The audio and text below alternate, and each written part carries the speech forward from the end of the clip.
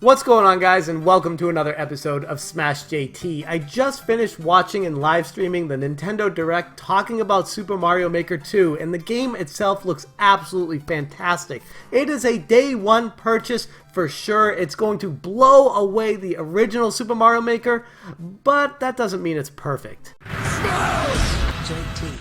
The Super Mario Maker 2 live stream started off with talking about all you could do with the original Super Mario Maker, that there was nothing really truly unique or new about it from the beginning. But then they started getting into what you could do with this one, the new things, raising the water level and lowering it, able to do slopes, able to do coins that are worth more than just one coin, which initially I didn't really care about, because in the original Mario Maker, that was one of my biggest gripes with it.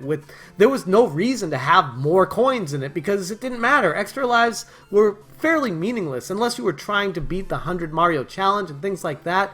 There was no reason to be going for extra lives. So they eventually started talking about what you could do with this game and what was more important about the coins, and the biggest thing was you could actually set rules, meaning that some of the levels would require you to get to a certain amount of coins, or require you to kill a certain amount of enemies, or do something special to be able to progress. And from that perspective, it made it something that I was fairly interested in. You were able to do seesaws while you were going through the lava, balancing yourself. This game has everything, literally things you didn't even expect. A swinging claw, something that wasn't even in the original Mario Brothers, is new to this, but it seemingly fits into the world perfectly, and with it you can create unique levels like a claw machine that you couldn't even do in the original Mario Maker or play in the original Mario games. So this game in itself adds a fantastic amount of replayability. The other thing is the custom scrolling.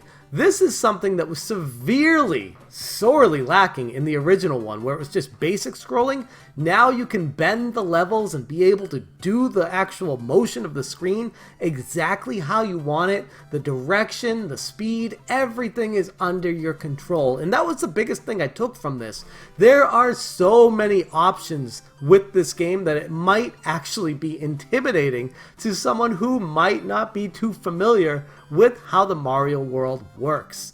One of my favorite things was this though, the scroll stop. If you build the blocks up all the way on the side, you can finally create secret rooms, underground levels, like the real Mario games have. The dry bone shell, this is new, where you can swim in the lava with a shell, bounce around like the shoe, but able to fall apart so that you can avoid being hit. And co-op creation. This was one of the new things that I was not expecting. Even though they showed Mario and Luigi on the cover, I was expecting it to be just a co-op game. But no, you can create the levels cooperatively and build the stage together, which is mind-blowing. I would have killed to be able to do that back in the day with my buddies at my house while I was playing video games. It's something that I'm definitely going to take full advantage of now with my son. Not only that, but you can also change the level design with the backgrounds, nighttime, daytime, snow, desert, so many different options with this game. It was mind-blowing. You can fight against Boom Boom, you can make end bosses in the game. But the biggest takeaway from this entire Direct was the story mode. And with this, Mario goes through and slowly progresses building Peach's castle by progressing through the levels and completing objectives. It gives you a reason to play through the game, but more importantly than simply just playing through the game, you learn how to build the levels, the items that you see in the levels and how they're built.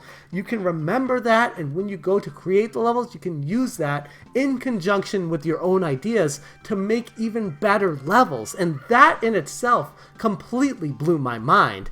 Now there's the seesaw from earlier, and here's the castle as it started being built. You're talking to Toad right here, and Mr. Eraser, Bark Bark Undo Dog, so many different characters going through the single player story mode. It gives you a reason. I am, if you can't tell, super excited about this.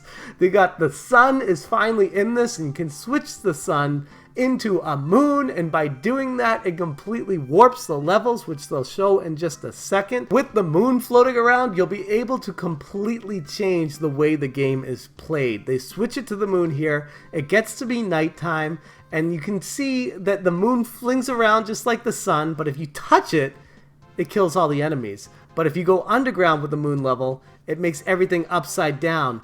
Or in different variations of levels, it blows the wind, it makes characters float, it makes you go upside down.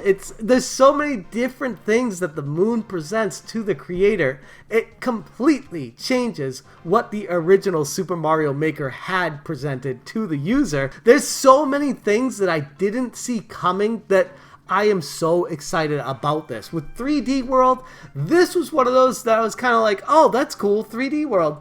But it's still 2D, it just adds a palette swap of a bunch of different things and you can play as Cat Mario. So I wasn't super excited about the 3D World. That kind of let me down a little bit, but it's okay. I still want to try it out and see, because maybe I'm being a little too harsh on it. It looks like a lot of fun, but it's not what Mario 3D World presented to the gamers in the first place. Those games were 3D.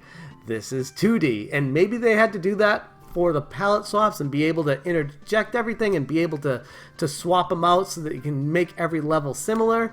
But I would have liked to see that just be a unique 3D game, and maybe they need to make a unique Mario Maker 3D and make that way, but that's what I was hoping for out of that.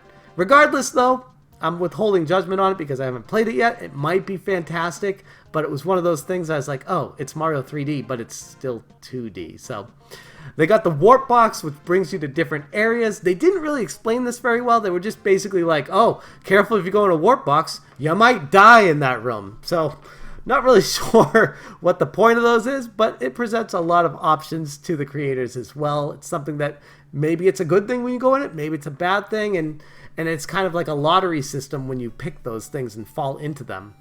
They got the on-off switch blocks, they got the timers for the blocks, lots of different elements that were missing from the original Mario Maker. You'll hear me say that a lot because basically this game is Mario Maker on steroids. It's everything we wanted out of the original Mario Maker and then some. Basically, I would have a hard time finding people complain about what's missing from the original Mario Maker in Mario Maker 2. Some things that I would talk about that are missing that weren't in the first one, that aren't in the second one either, would be things like they don't have Super Mario Bros. 2, which in a weird way I was kind of hoping for. And like I already alluded to, Super Mario 3D World is not 3D. So yes, you can get a car, which completely shifts the dynamic of the level with that.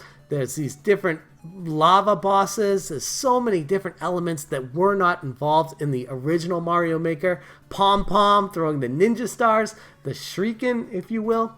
So as a creator, there's a lot of exciting possibilities here. They just took what Mario Maker offered to the end user and ramped it up tenfold. They didn't add anything really new outside of what was presented. They just improved the formula of the original Super Mario Maker. Now, the Super Mario Maker 2, they got the course world and the leaderboards, as those two of the same things from the original Mario Maker. But in addition to this, the biggest changes, and one of the biggest things I'm most excited about, is the online multiplayer. Up to 4 players. And they're showing here you're able to select different variations, different tags, different regions, so you can play certain levels over and over again if you enjoy a specific certain type.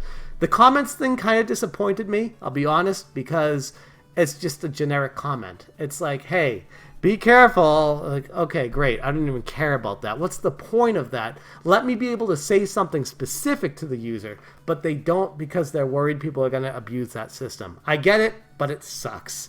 They got the offline, they got the profiles, they let you get maker points by uploading levels and getting creator points. People score it, you do really well. If you do good jobs on them, people will give you more points. You get to put different hats on yourself. Great, that's awesome for the creators. It gives you a reason to keep working and trying harder to impress people. They got the Mario Embarks on a Journey, the same thing that the original Mario Maker had here.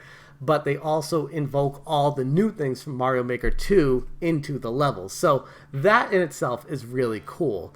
It didn't look like they transferred the Super Mario Maker levels into Mario Maker 2, which I was hoping for, but that's okay because this is going to present enough to the end user that that doesn't even seem like it's something that's necessary. Here is the 4-player mode that I was talking about. This I can see being one of the best parts about the game. I'm super stoked about this. Having 4 players competitively, whoever beats the level first wins, or you can play co-op multiplayer where you work together to get through the levels. That invokes an entirely new dynamic to level creation, where you could work to make a level where it requires different people to do different things, maybe in conjunction with each other at the same time in order to progress through the level. There's so many different options and chances and choices people can make to get through it. It's wild and very exciting. And that was funny right there, how they show you can watch people die and then you can learn from them so that you can get through it right while they didn't. Or you can take advantage of what they've done already and just run past it and beat the level while they were working on beating the level. There's so many different areas with this that present a ton of fantastic options for the end user. I'm super excited about the online multiplayer aspect with this. And I was only expecting it to be 2-player. I wasn't looking at 4-player. That blew my mind. And the other thing with the multiplayer is you can do local co-op.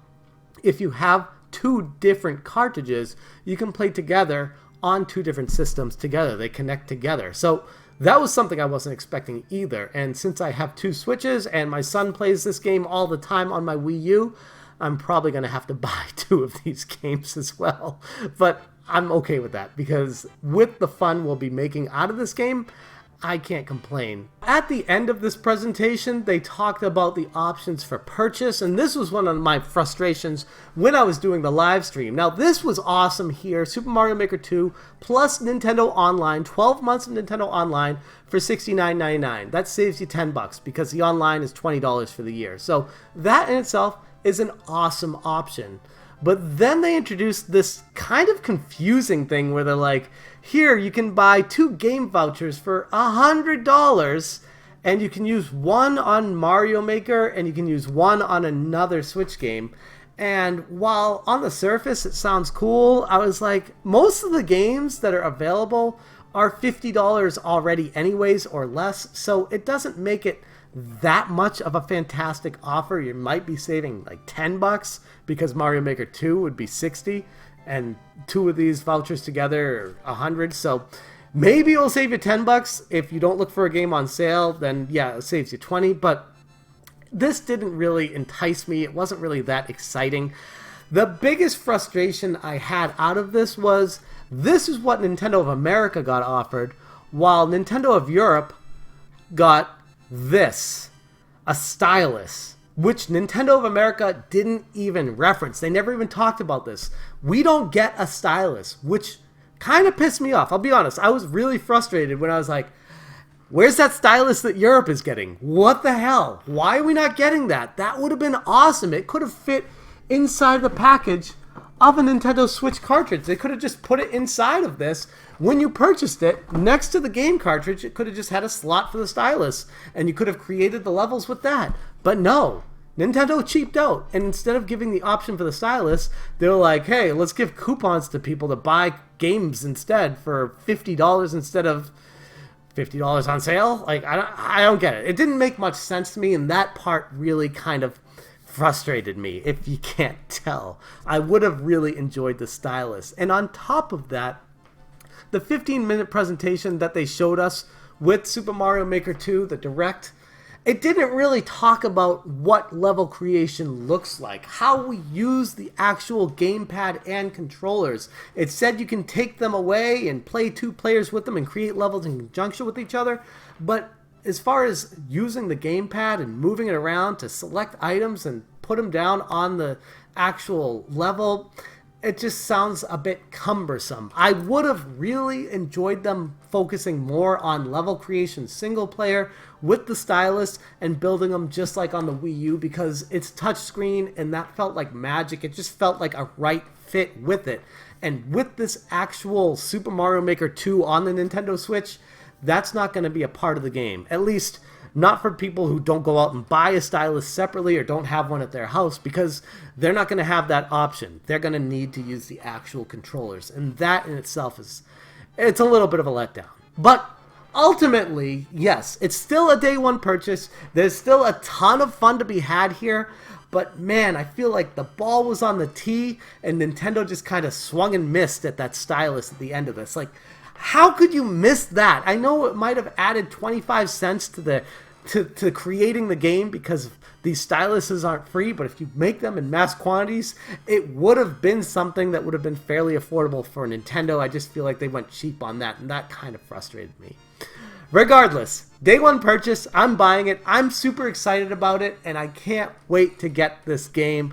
Let me know what you guys thought about Super Mario Maker 2. Are you on board with this ship, or are you going to wait a little bit to see what people think about it after it comes out? Thank you so much for watching, and as always, you stay smashing.